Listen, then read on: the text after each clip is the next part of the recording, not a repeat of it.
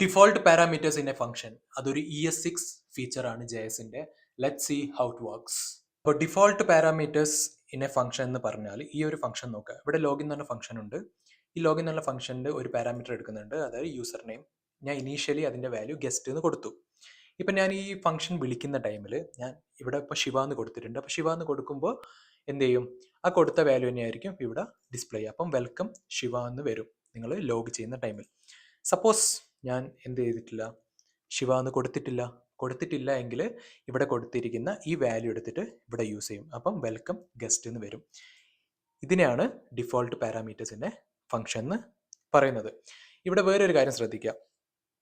ഈ default value ഇവിടെ work ചെയ്യണമെങ്കിൽ നിങ്ങൾ ഈ ഫംഗ്ഷൻ കോൾ ചെയ്യുമ്പോൾ ആ വാല്യൂ അൺഡിഫൈൻഡ് ആയിരിക്കണം. അതായത് ഞാൻ ഒരു പാരാമീറ്ററും കൊടുത്തിട്ടില്ല എങ്കിൽ ഈ യൂനെയിമിൻ്റെ വാല്യൂ എന്ന് പറഞ്ഞാൽ അൺഡിഫൈൻഡ് ആയിരിക്കും. അത് നിങ്ങൾക്ക് വേണേൽ ഇവിടെ ലോഗ് ചെയ്ത് നോക്കാം.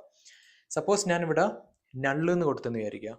നള്ള് എന്ന് കൊടുത്താൽ ഗസ്റ്റ് എന്ന് ഇവിടെ ഡിസ്പ്ലേ ചെയ്യില്ല, പകരം ഈ യൂനെയിം എന്ന് പറഞ്ഞാൽ നള്ളായിരിക്കും. അത് നിങ്ങൾക്ക് ചെക്ക് ചെയ്യാം. അതേപോലെ വേറെ ഏത് ഫോൾസി വാല്യൂ നിങ്ങൾ കൊടുക്കുകയാണെങ്കിൽ, 0 ആയിക്കോട്ടെ, എംപ്റ്റി സ്ട്രിങ് ആയിക്കോട്ടെ, അല്ലെങ്കിൽ വേറെ എന്തെങ്കിലും ഫോൾസി വാല്യൂ ആയിക്കോട്ടെ, അതെന്ത് കൊടുത്താലും നിങ്ങൾക്ക് ഇവിടെ ഗസ്റ്റ് എന്ന് ഡിസ്പ്ലേ ചെയ്യില്ല.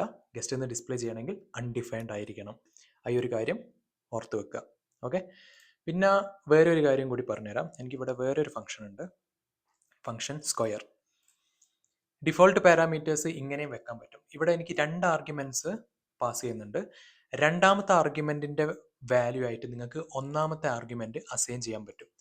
അങ്ങനെ ഇത് കൊടുക്കുകയാണെങ്കിൽ, ഇപ്പോൾ സ്ക്വയർ ആണെങ്കിൽ n×n എന്നല്ലേ, അപ്പം ഈ 20 ഞാൻ കൊടുക്കുകയാണെങ്കിൽ n1 20 ആയിരിക്കും, n2 20 ആയിരിക്കും.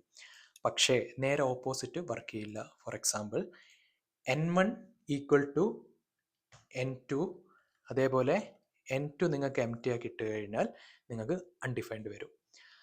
ഇത് വർക്ക് ചെയ്യില്ല. ഇവിടെ നിങ്ങൾക്ക് കൺസോൾ കിട്ടുക ഞാൻ എന്നാണ് ഈ ഓപ്പറേഷൻ പെർഫോം ചെയ്യുമ്പോൾ. അത് ചെക്ക് ചെയ്യാൻ വേണ്ടിയിട്ട് നിങ്ങൾക്ക് ഈ n1ഉം n2ഉം കൂടി ഈ ഒരു സ്ക്വയറിൻ്റെ ഉള്ളിൽ ലോഗ് ചെയ്ത് നോക്കിയാൽ നിങ്ങൾക്ക് മനസ്സിലാവും. ഈ ഒരു സെനാരിയോ വർക്ക് ചെയ്യില്ല, പക്ഷേ പ്രീവിയസ് വൺ വർക്ക് ചെയ്യും. അപ്പം ഈ ഒരു വീഡിയോ ഇഷ്ടമായെന്ന് വിചാരിക്കുന്നു. ഇഷ്ടപ്പെട്ടിട്ടുണ്ടെങ്കിൽ വീഡിയോ ലൈക്ക് ചെയ്യുക. ഇതേപോലത്തെ വീഡിയോസ് ഇനിയും കാണണമെങ്കിൽ ചാനൽ സബ്സ്ക്രൈബ് ചെയ്യുക. നിങ്ങളുടെ അഭിപ്രായം കമൻറ്റ് ചെയ്യുക. അപ്പോൾ വേറൊരു വീഡിയോ ആയിട്ട് ഇനിയും വരുന്നതായിരിക്കും. അതുവരെ ബൈ ബൈ.